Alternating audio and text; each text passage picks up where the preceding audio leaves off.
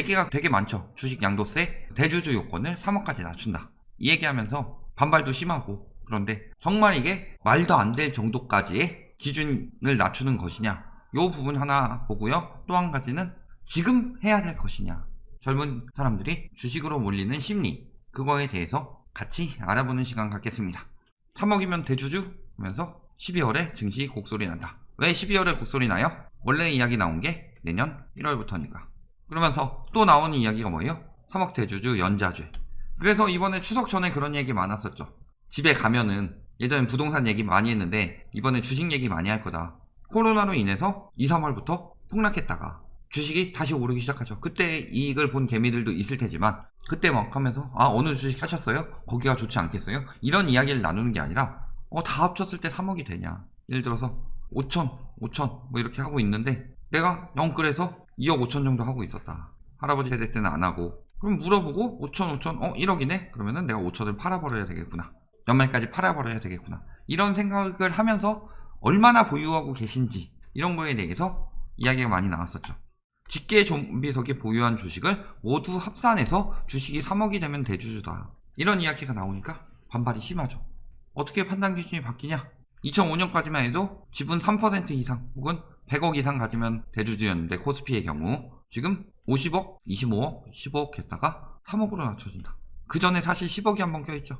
이런 식으로 대주주의 판단 기준이 너무 낮아졌다. 그러니까 3억 정도면 주식 살 수 있지 않냐, 도구나 카우나 너무 대주주로 만드는 거 아니냐, 이런 이야기들 나오고 있죠. 대주주가 되면 문제가 뭐예요? 주식 양도세. 양도세가 만만치 않죠. 수익률이 갑자기 떨어지게 되는 거고, 주식 같은 경우는 특히 변동성이 심해서 잘못 넣으면 위험할 수도 있는데 내가 주식 가격 떨어지면 보상해주냐, 왜 번 거는 떼가려고 그러냐. 어쨌든 소득이니까 소득세를 떼겠다는 건데 그런 이야기가 나오는 거죠. 그래서 무슨 얘기가 나와요? 여당에서도 제동을 걸었다. 제가 하고 싶은 이야기가 이거예요. 부동산에 쏠려 있는 시중 자금을 증시에 유입하려면 대주주 범위 확대는 반드시 유예돼야 한다. 즉 주식 양도세, 외국 같은 경우는 많이 물려요. 물리는데 우리나라 같은 경우는 가격 기준으로 물리니까 하긴 해야 된다. 언젠간 하긴 해야 된다. 이런 생각이 들 수 있는데 문제는 뭐예요? 지금 부동산 자금이 빠져나가고 있죠. 솔직히 부자들은 거의 현금 보유하고 있죠. 그리고 일부 주식으로도 빠져나갔겠죠. 뭐 다른 방향으로 금을 샀을 수도 있고 채권을 샀을 수도 있고. 근데 문제는 뭐예요? 여기서 주식 양도세를 강화하게 되면은 아무래도 주식을 보유하는 양이 줄어들겠죠. 그러니까 사실은 양도세 강화하면은 그 전에 파는 게 맞는 거지, 양도세 강화했다고 안 파는 게 맞진 않아요. 부동산도 똑같죠. 양도세 강화하니까 매물이 안 풀린다, 개소리 하지 말고 양도세 강화하니까 더 강화되기 전까지 팔아라, 이게 맞는 거죠. 그러면 이 자본이 어디로 흘러가냐? 사실상 지금 부동산 시장은 규제가 너무 심해서 많이 흘러가진 않는다. 현금 보유하는 쪽일 수도 있고 주식까지 들어갔으면은 원래 현금 보유하려는 마음이 별로 없을 테니까 금이나 채권 이런 쪽으로 많이 빠지겠죠. 특히 채권. 근데 문제는 뭐예요? 부동산으로 흘러 들어가는 사람들도 있다. 특히 지금 주식시장에 돈 넣은 사람들 중에서 동학개미. 이 사람들은 원래 주식하던 사람들이 아니죠. 잘 모르는데 저평가됐다는 마음으로 들어갔다. 근데 주식에 규제가 들어가게 되면 여기 이제 안 되겠구나 싶은데 금이나 채권이나 현금 같은 거 잘 모르니까 그나마 좀 안다는 주식, 부동산 이렇게만 생각하고 부동산으로 흘러 들어갈 수 있다. 그러니까 부동산 거품이 빠진 다음에 하는 게 좋다는 생각이죠. 그러면 얼마나 나올 것이냐? 지금 3억으로 확대하면 얼마 나와요? 양도세 대상 주식이 42조다. 그렇다면은 어느 정도예요 이게? 개인 투자자 보유 주식 총액의 10%에 해당하는 규모다. 물론 주주가 전체의 10%다. 이 정도는 아니지만 금액이 10%다. 그래서 12월 이전에 매도 폭탄이 나오게 되면은 주가가 떨어지게 되겠죠. 주가가 떨어지게 되면은 여기에 이제 들어갔던 개미들도 마찬가지로 팔자로 빠지면서 요 42조만 팔리느냐, 이상이 팔릴 수도 있다. 물론 반대 현상이 나타날 수도 있죠. 이번에 동학개미 같은 경우도 사실상 지금 오를 때가 아닌 시기였는데 그냥 저평가돼서 어느 정도 맞출 때까지는 오르더라도 코로나 전보다는 경제 상황이 훨씬 안 좋아졌죠. 그러니까 기업의 메리트는 떨어지는데 대출이 저렴하고 그렇다고 해서 무조건 붓기 시작하면서 유동성이 몰린 거잖아요. 이번에도 막 42조 이상으로 빠질 수도 있지만 얘네가 빠지기 시작하면서 저평가됐네 하고 더 몰려올 수도 있다. 하지만 가능성은 크지 않죠. 부동산도 마찬가지로 제대로 하락장 타기 시작하면은 자금이 안 몰리니까. 이런 일로 인해서 연말마다 순매도가 많았었죠. 보통 월별 거래 형태 보면은 코스닥 같은 경우 2월, 4월, 6월, 8월, 10월 이럴 때 다 늘어나는데 12월에만 마이너스 생기죠. 유가증권 같은 경우도 떨어졌다 올라갔다 떨어졌다 막 이렇게 하는데 12월만 되면 엄청나게 떨어지더라. 그 이유가 뭐예요? 10년간 평균 순매수인데 순매수가 12월만 되면 엄청나게 줄어든다. 그 이유는 뭐예요? 2015년 12월에 요건 변경했고 15년, 그 다음에 17년, 19년 이럴 때 계속 대주주 요건을 변화시켰다. 보통 좀 텀이 있었는데 작년에 변화시키고 너무 몰리니까 바로 조정한다. 이런 내용이 있는 거죠. 사실상 주식이든 부동산이든 잡으려고 하는 이유 중에서 가장 큰 이유는 그거예요. 너무 몰리니까. 자금이 몰리는 건 문제가 안 돼요. 부동산 같은 경우는 문제가 되죠. 실수요한테 피해가 가니까. 그런데 주식 같은 경우는 나름대로 투자하는 사람들끼리 경쟁하는 것이기 때문에 뭐 투기성으로 사는 사람들도 있겠지만 자금이 몰린다고 해서 닷컴 버블처럼 엄청 커지지 않으면 사회적 문제까지는 되지 않을 수도 있다. 근데 문제는 뭐예요? 그 주식은 빚을 내서 사기 때문에 문제인 거죠. 제가 이야기하지만 우리나라에서 지금 가장 큰 문제는 뭐다? 단기적으로 보면 가계부채 문제고 장기적으로 보면 출산율 문제예요. 단기적으로 가계부채가 늘어났다. 그리고 장기적으로 출산율이 떨어진다. 출산율은 왜 떨어져요? 단기적으로 부동산이 급등했고 대출이 급증했으니까 가계대출이. 그러니까 이번에도 정부 부채가 많이 나오는 이유. 왜 전 정부 때는 정부 부채 막 40% 넘어가면 안 된다고 하면서 왜 이번 정부 때는 마구 늘리냐. 여기서 그런 말을 하는 사람들이 경제에 대해서 기본을 모르고 이야기하는 것이 뭐가 있냐. 당시에 정부 부채 그렇게 막았더니 그 정부에서 사용한 정책이 뭐였어요?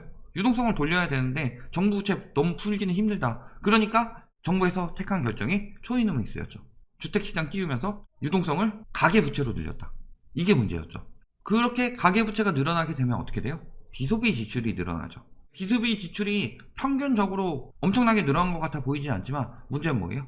그 빚을 빌리는 층. 그래서 비소비 지출 때문에 소비 감소에 문제가 생기는 층이 대부분 서민층이다. 서민 소비가 감소되게 되면은 경제가 잘 안 돌아가기 시작하죠. 그러니까 미중 무역전쟁, 그때까지만 해도 금리를 올리려고 했었어요. 그런데 미중 무역전쟁 터지고 금리를 조금 낮췄죠. 그리고 코로나 터지니까 금리 엄청나게 낮췄다. 왜? 외부 요인이 들어왔는데 가계부채가 너무 많으니까. 금리 그대로 두고서 소비가 더 감소하게 되고 수출이 더 감소하게 된다. 그렇다면은 바로 가계부터 무너져 내리니까 어쩔 수 없이 예산을 푸는 거죠. 가계가 탄탄했으면은 사실상 정부에서 이렇게까지 돈을 풀 필요는 없었다. 그러니까 문제는 가계부채인데 그거 안 보고 정부 부채만 가지고 비교하는 거, 그게 문제죠. 성장세 조금 꺾였죠. 증시 이야기했지만 증시 지금 떨어졌다가 다시 조금 올라간 상황인데 지금 여기서 계속 엄청나게 이렇게 치고 올라갈 만한 상황은 오지 않는다. 왜냐? 이렇게까지 떨어졌는데 유동성만으로 이렇게 올라갔죠. 근데 이게 너무 심하다. 그러니까 이렇게 조금 떨어졌는데 지금 무슨 상황이에요? 요거 저평가됐다고 생각하고 사람들이 다시 몰린다.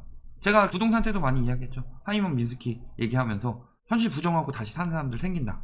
저평가라고 생각하고 이렇게 된다. 문제는 이 거품이 언제 무너지냐면 부양책 사용하고 있을 때까지는 괜찮다. 근데 부양책이 멈추는 순간 위험해진다는 거죠. 그런데 지금 어때요? 일단은 증권사에서 대출해주는 것도 바닥나서 안 해주는 것도 있죠. 은행 같은 경우 어때요? 금리 올리고 있죠. 왜 이렇게 써요? 지금 정부에서 유동성 공급하는 거는 더 이상 이렇게 엄청나게 공급할 필요가 없죠. 어차피 많이 공급하지도 않았고 우리나라 같은 경우는 외국에 비해서 이런 걸로 많이 공급하지 않았고 판매 조건부 채권으로 회수할 수 있게 금리하는 거, 유동성이 너무 넘친다 싶을 때 그 다음에 그 재난지원금으로 소비 진작하기 위해서 푼 거다. 이런 게 대부분이었죠.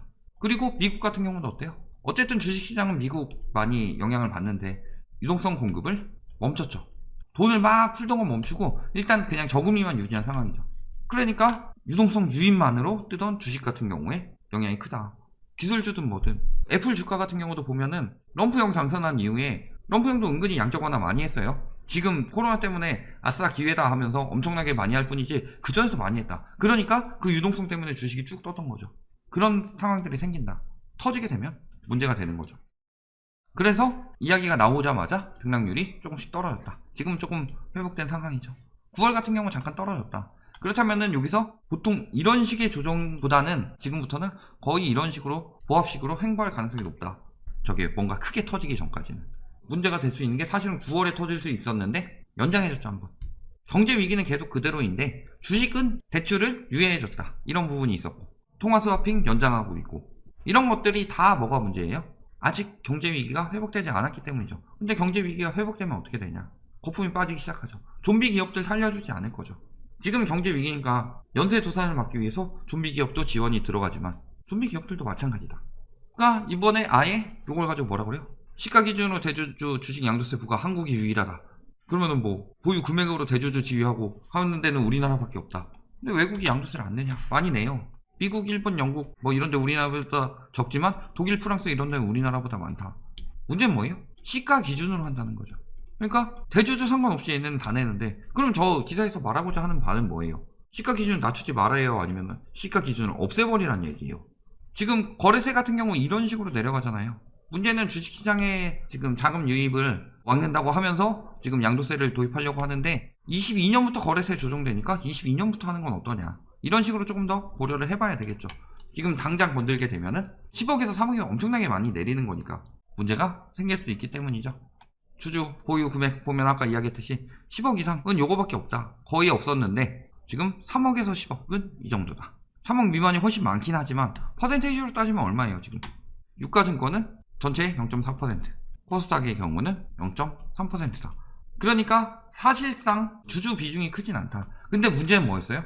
아까 이야기했듯이 연자재 자꾸 이야기가 나오는 게 문제죠. 그래서 지금 어떻게 추진하고 있어요? 이렇게 안 하고 홍남기 부총리가 3억 기준은 두겠다 해놓고 개인으로 바꾸겠다, 이런 이야기가 나오고 있죠. 금액은 이쪽이 훨씬 많은데요. 당연히 이 사람 돈 많은 사람들이니까. 그러니까 이쪽 같은 경우는 건들지 말고 이쪽을 많이 건들자. 새롭게 유입되는 거 이 정도다, 전체에서. 그러니까 지금 하자는 건 뭐예요? 일단 그렇게까지 엄청나게 많은 사람들이 영향을 받지는 않을 거다. 연자재 저것만 빼면. 저거를 지금 주주수로 나왔는데 여기 있는 사람들이 한 10명 모여가지고 3억 넘을 수는 있으니까 그런 경우만 제외하자. 이런 방법은 괜찮다. 문제는 뭐예요? 주식시장의 유입을 막으려면은 지금 우리나라의 가장 큰 문제는 제가 뭐라고 그랬어요? 가계부채죠. 이 증시 개인거래 비중이랑 신용공여 잔고 추이 봤을 때 개인 비중이 갑자기 엄청나게 늘어나고 잔고 추이, 즉 빚 늘어나고 있다는 거죠. 뭘 억제해야 돼요 지금? 대주주 요건 하는 것보다 주식의 경우 대출 규제를 더 강화해라. 이게 저는 더 필요한 답이라고 보거든요. 주식시장에 너무 많은 유동성이 모였다. 그리고 문제는 비투하는 사람들. 이 사람들이 잘못하면 반대 매매에 넘어갈 수 있다. 증권사에 이자 물어주고 은행에 이자 물어주고 파산한다. 파산이 동시다발적으로 일어나면은 국가에 큰 문제가 되겠죠. 그러니까 문제는 가계부채다. 그렇다면은 주식에서도 대출 규제를 강화해라. 지금처럼 위험한 상황에 위험한 투자 못하게 막아라. 대주주 억제로 해가지고 유동성을 줄이려고 하는데 저는 그런 부분은 지금 상황에선 아니다. 왜냐면은 우리나라의 가장 큰 문제는 부동산이다. 지금 20, 30대의 투자는 내 집 마련 성격 등 그야말로 절박함의 투자다. 빚 내서 무리하게 주식에 뛰어드느냐. 다 일확천금을 꿈을 가지고 있어서 젊은 세대들이 다 그러냐. 물론 그런 사람들도 있겠죠. 예전에 보면은 아파트 같은 경우 마포 아파트 뭐 15억짜리 사는데 12억을 빚을 다 내가지고 월 1000만원 넘는 돈 갚으면서 더 오를 것이라고 생각하고 사는 사람들도 있다. 그런 사람은 정말 일확천금을 노리는 거죠. 그런데 대부분의 주식 투자하는 20, 30대들이 이렇게 가느냐. 보통 빚까지 내서 무리하게 하는 거 대부분 젊은 사람들이 많이 하죠. 나이 먹으면 애들도 있는데 무리할 수는 없잖아요. 왜 이렇게까지 하느냐? 내 집 마련해야 되는데 월급으로는 평생 못한다. 근데 요즘 특히 청년들 보면 어떤 생각해요? 내 집 마련이 안 되면 혼인, 출산 안 하죠. 그러니까 내가 좀 사람답게 결혼도 하고 애도 낳고 살고 싶은데 내 집 마련이 안 된다. 그렇다면은 올인해서 성공하면은 내 집 마련해서 혼인하고 출산하고 사람답게 하는 거고, 실패하면은 월급으로 벌어도 평생 혼자 살고 내 집 마련 못하고 그럴 바에요 한번 도전은 해보자, 이런 마음이 강하다는 거죠. 그렇다면은 지금 억제해야 될 건 뭐예요? 주식이 아니라 부동산에 대해서 하락세가 확실히 나타나야 된다. 주식 패닉바잉도 어느 정도는 진정이 될 것이다. 그러니까 지금은 주식 시장을 건드려서 부동산으로 자금이 들어가게 하는 거 지금은 좋은 판단은 아니라는 거죠. 주식시장 자체가 위험하기도 하지만 알아서 빠지게 될 것이다. 꽤 많은 자금이. 그러니까 첫 번째, 지금 대주주 갑자기 요건 3억, 이것도 일단은 너무 강하다. 얼마나 들어가요? 42조가 움직일 수 있다. 굉장히 큰 돈이죠. 그렇다면 이게 단기적으로 위험하다라는 거죠. 그래서 BJF에서 내놓은 안이 뭐예요? 연자세를 없앤다.